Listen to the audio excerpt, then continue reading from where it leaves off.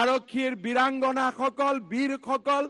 অফিচাৰসকল মই আপোনালোকক এটাই অনুৰোধ কৰিম মই এনে এটা অসম আৰক্ষী বিচাৰিছো যি অসম আৰক্ষীক প্ৰতিজন ৰিক্সা চালক প্ৰতিজন ঠেলা চালক আৰু প্ৰতিজন কপালৰ ঘাম মাটিত পেলাই কাম কৰা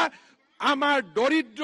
আৰু নিম্ন মধ্যবিত্তৰ লোকে নিজৰ বন্ধু বুলি গণ্য কৰিব পাৰে ৰিক্সা চালকৰ মূৰত লাঠিৰ মাৰ কোবোৱা অসম আৰক্ষী আমাক নালাগে তেওঁলোকক মৰমেৰে তেওঁলোকৰ শ্ৰমৰ স্বীকৃতি দিয়া এটা আৰক্ষী বাহিনী আমাক লাগে আমাক এনেকুৱা এটা আৰক্ষী বাহিনী লাগে যি মোৰ মা আৰু মোৰ ভণ্টিয়ে ৰাতি 2টা বজাতো থানালৈ যাব পাৰে কোনো এজন মদ খোৱা মানুহে বাইদেউ আৰু মাসকলক সাক্ষাৎ নকৰে 24 ঘণ্টাই অসম আৰক্ষীয়ে অসমৰ জনসাধাৰণৰ সেৱাৰ বাবে 24 ঘণ্টাই কাম কৰে আৰক্ষীৰ বীৰাংগনাসকল বীৰসকল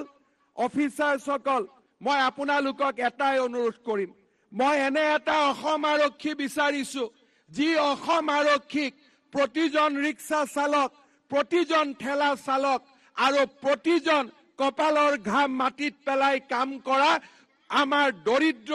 আৰু নিম্ন মধ্যবিত্তৰ লোকে নিজৰ বন্ধু বুলি গণ্য কৰিব পাৰে ৰিক্সা চালকৰ মূৰত লাঠিৰ মাৰ কোবোৱা অসম আৰক্ষী আমাক নালাগে তেওঁলোকক মৰমেৰে তেওঁলোকৰ শ্ৰমৰ স্বীকৃতি দিয়া এটা আৰক্ষী বাহিনী আমাক লাগে আমাক এনেকুৱা এটা আৰক্ষী বাহিনী লাগে যি মোৰ মা আৰু মোৰ ভণ্টিয়ে ৰাতি 2টা বজাতো থানালৈ যাব পাৰে কোনো এজন মদ খোৱা মানুহে বাইদেউ আৰু মাসকলক সাক্ষাৎ নকৰে 24 ঘণ্টাই অসম আৰক্ষীয়ে অসমৰ জনসাধাৰণৰ সেৱাৰ বাবে 24 ঘণ্টাই কাম কৰে আৰক্ষীৰ বীৰাংগনাসকল বীৰসকল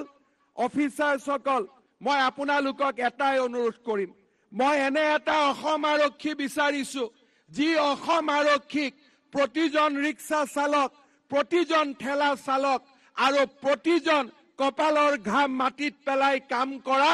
আমাৰ দৰিদ্ৰ আৰু নিম্ন মধ্যবিত্তৰ লোকে নিজৰ বন্ধু বুলি গণ্য কৰিব পাৰে ৰিক্সা চালকৰ মূৰত লাঠিৰ মাৰ কোবোৱা অসম আৰক্ষী আমাক নালাগে তেওঁলোকক মৰমেৰে তেওঁলোকৰ শ্ৰমৰ স্বীকৃতি দিয়া এটা আৰক্ষী বাহিনী আমাক লাগে আমাক এনেকুৱা এটা আৰক্ষী বাহিনী লাগে যি মোৰ মা আৰু মোৰ ভণ্টিয়ে ৰাতি 2টা বজাতো থানালৈ যাব পাৰে কোনো এজন মদ খোৱা মানুহে বাইদেউ আৰু মাসকলক সাক্ষাৎ নকৰে 24 ঘণ্টাই অসম আৰক্ষীয়ে অসমৰ জনসাধাৰণৰ সেৱাৰ বাবে 24 ঘণ্টাই কাম কৰে